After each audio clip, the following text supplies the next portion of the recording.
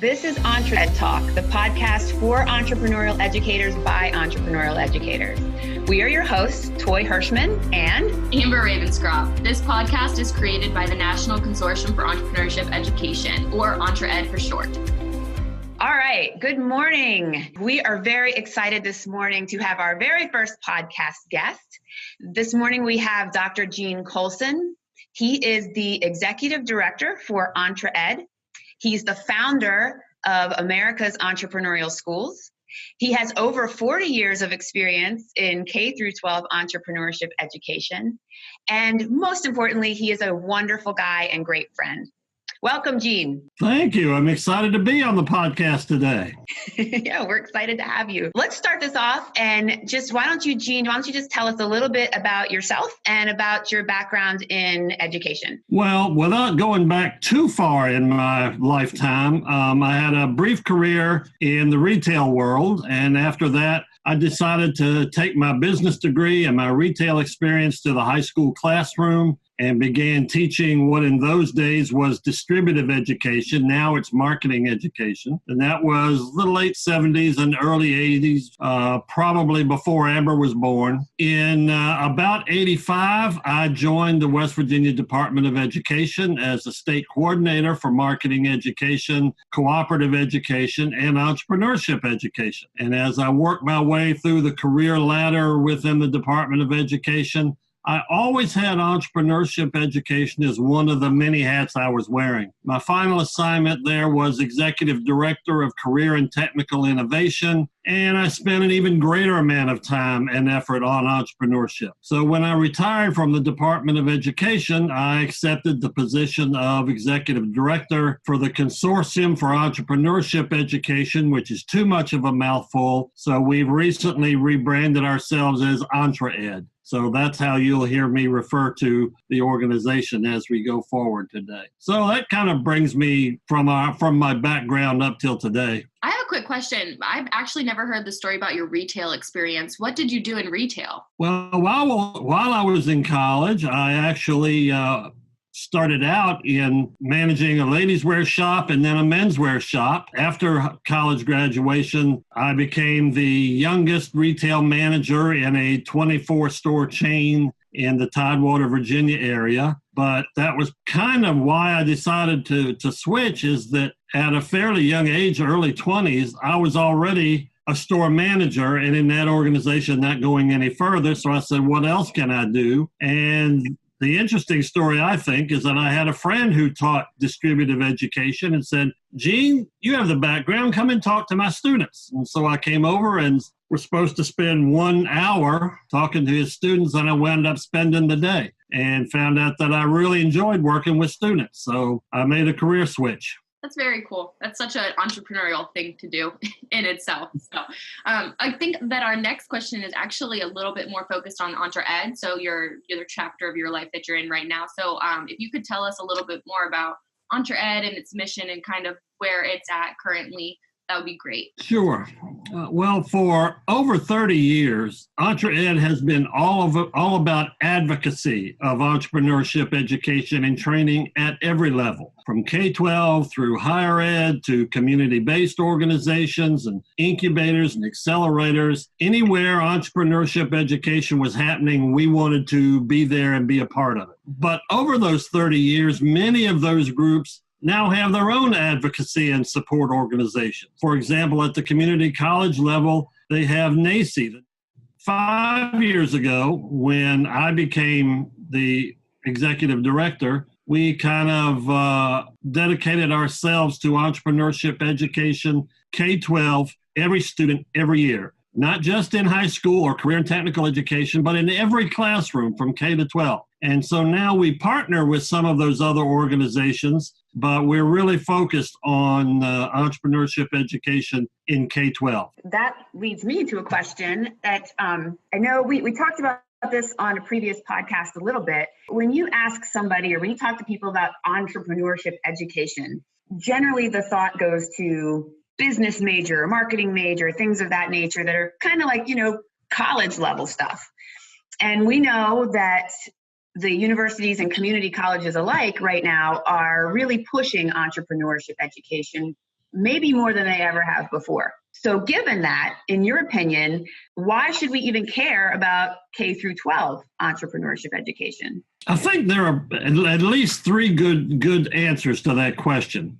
First, knowledge about entrepreneurship is that it's a career option for every single student, and it's a necessary skill set for every single student. It's useful for students who may, at any point in their lives, decide to work for themselves, and it doubles a student's career options. By no matter what career field they choose, they know they still have that choice of working for themselves or working for someone else. So I think it's important to the career studies and that we work with kids to help them develop a career. This is an important piece of a possible career that, frankly, sometimes we miss today. Second, Toi, as you said, entrepreneurship education is a growth industry at higher ed. There are more courses and more minors and more majors and centers for entrepreneurship on almost every campus. And I think we can help students by getting that pipeline started at the K-12. So if they go on to higher ed, they're more prepared to take advantage of those opportunities that are available to them. And finally, I think there's a real benefit to local communities to begin building entrepreneurial culture in their communities through their schools. Through entrepreneurship, local students can make a living in their own communities and maybe blunt devastating effect of rural brain drain, where our students have to move away to get an education or to get a job. And a local economy built around lots of small business is a healthier economy.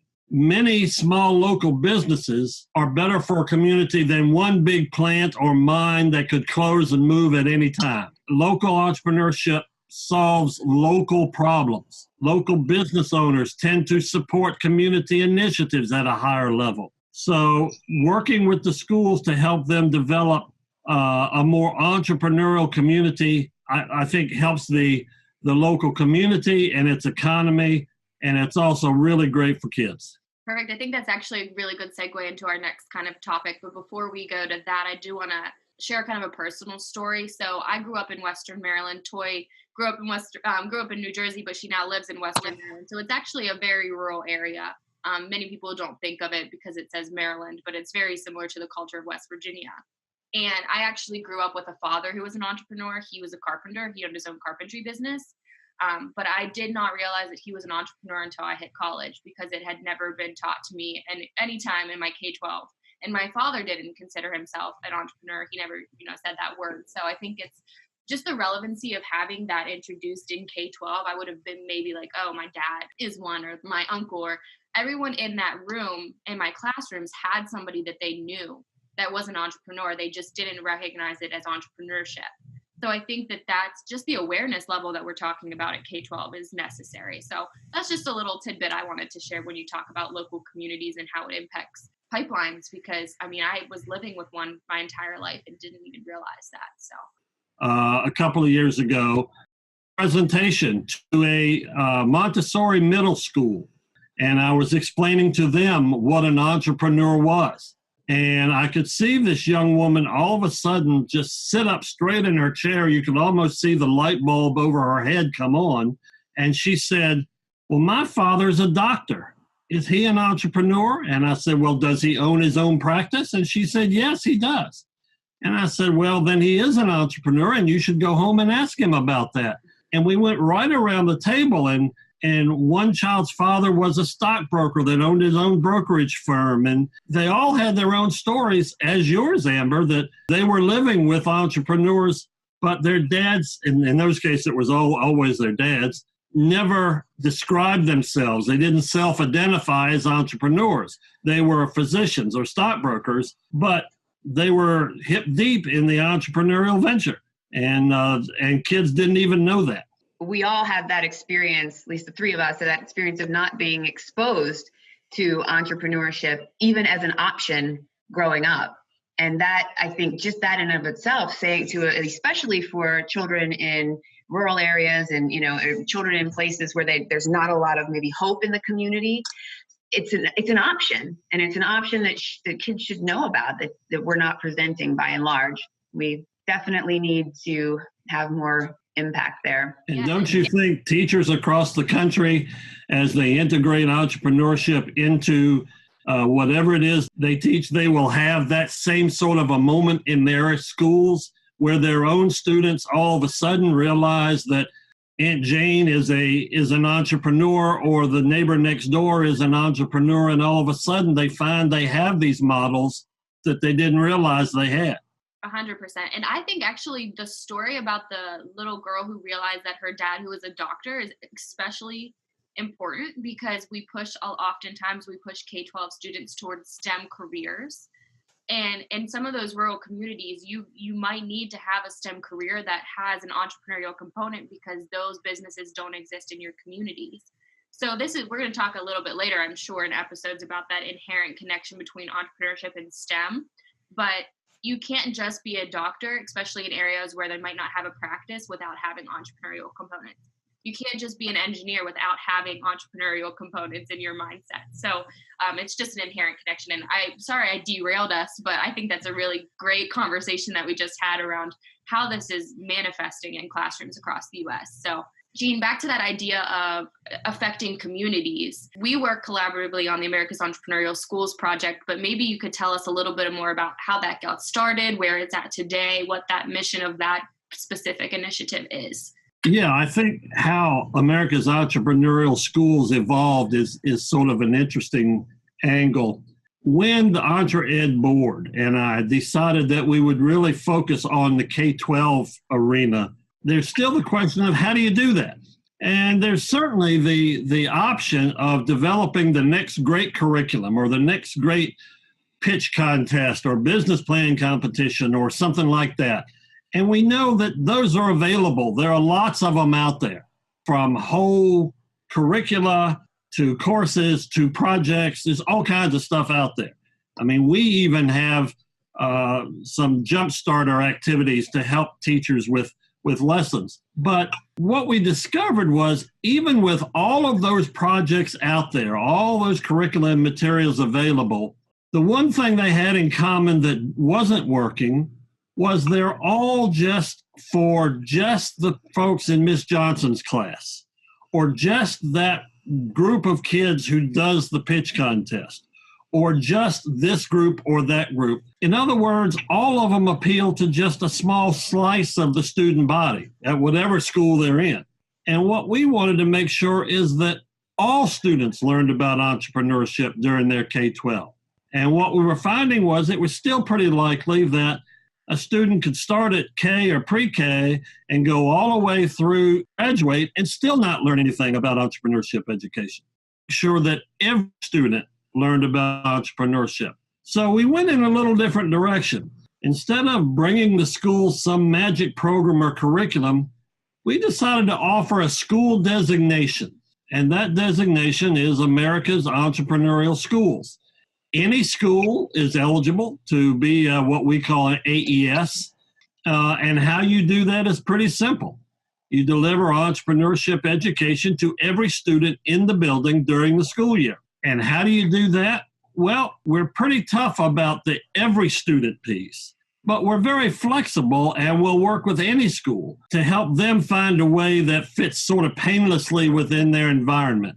Small contextual lessons that support the required standards that each teacher has to teach anyway are one way of doing it. Just have every teacher teach a little bit throughout the year. We see school-wide efforts like market days and taking the last full week of February to celebrate National Entrepreneurship Week. And we encourage all of you to take part in National Entrepreneurship Week. We focus on the every student standard, but we're pretty flexible on how schools achieve that. So that's kind of how America's Entrepreneurial Schools came to be. It was an alternative to just walking into a school and saying, we've got the next great program for you. And we all know how that works. The hands go up and the eyes roll back, and it's, oh no, we don't need another program. And that's completely understandable, because we have packed schedules and emphasis on testing. And sometimes teachers' lack of knowledge can be an issue about how to integrate it into their math program or English program or third grade class. But we can help. And we're very flexible about working with them to find a painless way, or as painless as possible, to deliver some entrepreneurial knowledge to every student in their building.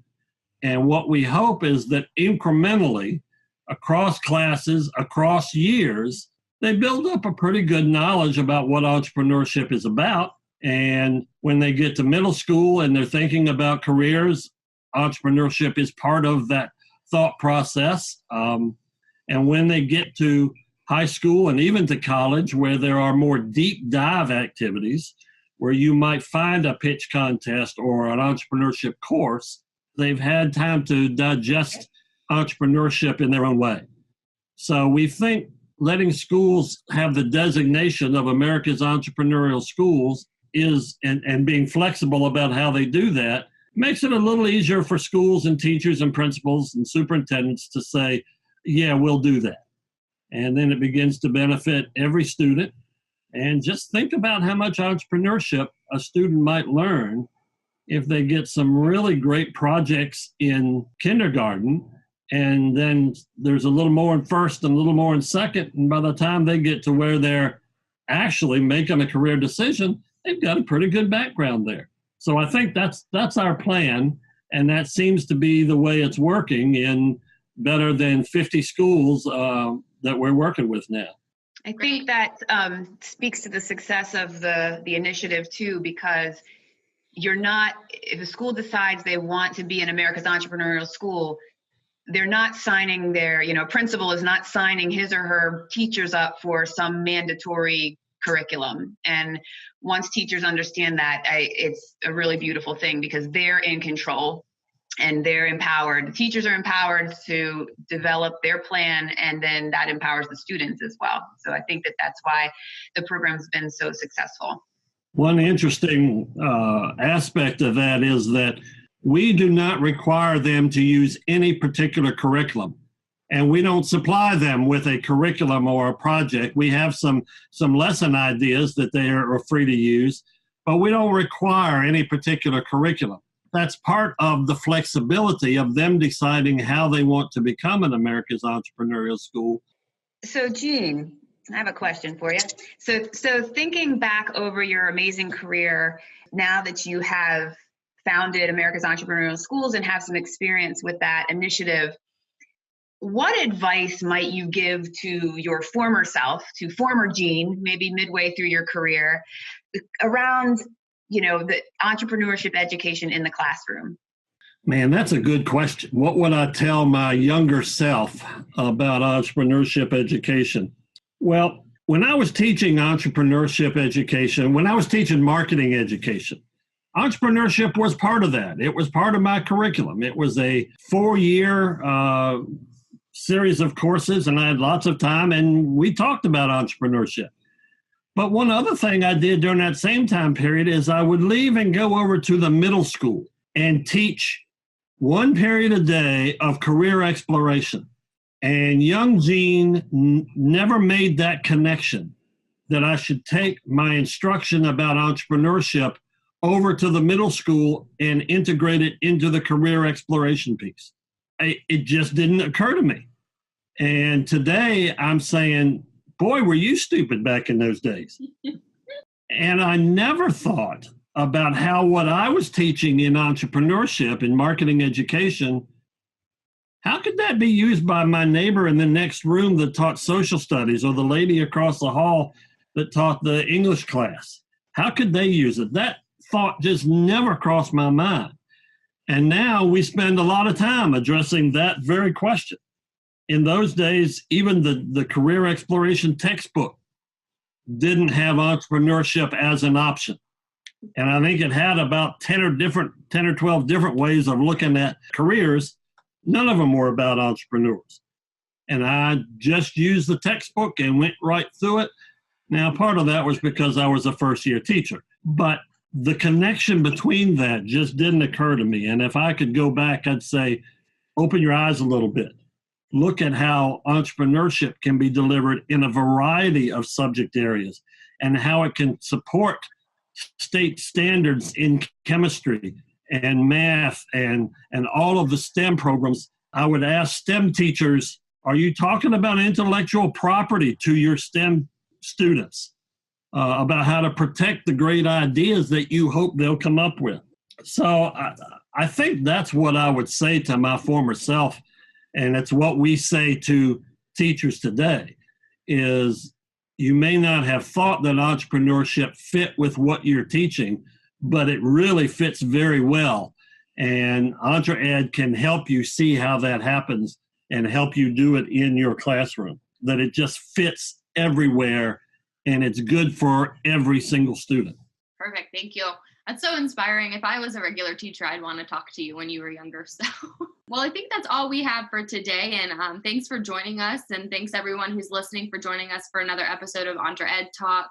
I just want to do a quick plug for our social media channels. So if you're on Twitter, we're always really active on there at Entre Talk. So that works out super well. It's Entre Talk, similar to Entre Ed Talk for our podcast. And you can follow us on Facebook at entrepreneurship.ed. Our next episode will actually be talking about the Kickstarters that you mentioned, Jean. Toi and I are going to take a look at them and pull in some of those exemplars of different entrepreneurship projects that link into core subjects. So that'll be really cool for K-12 teachers to listen in, see how they could do it in math, see how they could do it in science, see how they could do it in gym, which is always a hard one. But yeah, we have a lot of cool ideas that have come in from the teachers that we've already worked with. So be sure to join us for that Kickstarter episode. Toi, is there anything else you want to end with, or Jean? Oh, I have one thing, and that is, Amber, why don't you give them the social media contacts for National Entrepreneurship Week?